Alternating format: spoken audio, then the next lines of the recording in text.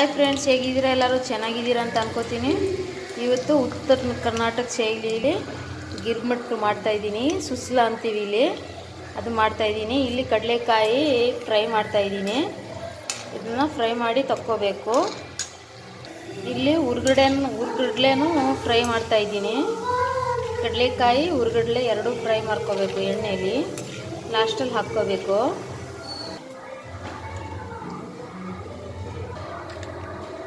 ಇಲ್ಲಿ ಕರಿಬೇವಿನ ಸೊಪ್ಪು, ಸಾಸಿವೆ, ಜೀರಿಗೆ ಹಾಕ್ಕೊಂಡಿದ್ದೀನಿ. ಈರುಳ್ಳಿ ಹಾಕ್ಕೋತೀನಿ. ಈಗ ಈರುಳ್ಳಿ ಹಾಕ್ಕೊಂಡು ಫ್ರೈ ಮಾಡ್ತಾಯಿದ್ದೀನಿ. ಹಸಿಮೆಣಸಿನ್ಕಾಯಿ ಹಾಕ್ಕೊಂಡಿದ್ದೀನಿ. ಈಗ ಇದರಲ್ಲೇ ಉಪ್ಪು, ಅರಿಶಿನ ಹಾಕ್ಕೊಂಡಿದ್ದೀನಿ. ಫ್ರೈ ಆಗ್ತಾಯಿದೆ. ಇಲ್ಲಿ ನೋಡಿ, ಹುರ್ಗಡ್ಲೆ ತೊಗೊಂಡಿದ್ದೀನಿ, ಎಷ್ಟು ಬೇಕು ಅಷ್ಟು.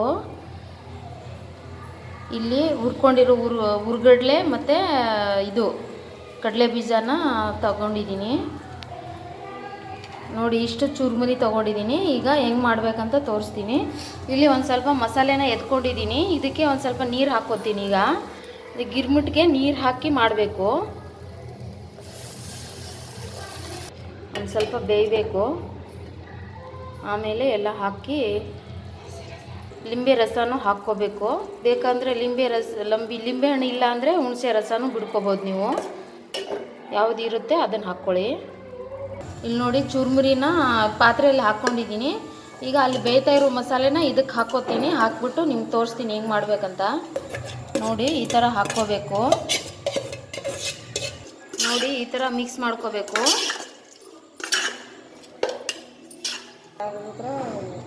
ಎಷ್ಟು ಬೇಕು ಅಷ್ಟು ಹುರ್ಗಡ್ಲೆ, ಆಮೇಲೆ ಕಡಲೆ ಬೀಜ, ಕಾಳು ಹಾಕ್ತಾಯಿದ್ದೀವಿ, ಕಾಯಿ. ಅದನ್ನು ಮಿಕ್ಸ್ ಮಾಡ್ಕೋಬೇಕು. ಇಲ್ಲಿ ನೋಡಿ, ರೆಡಿಯಾಗಿದೆ ಇದು ಗಿರ್ಮಿಟ್ಟು.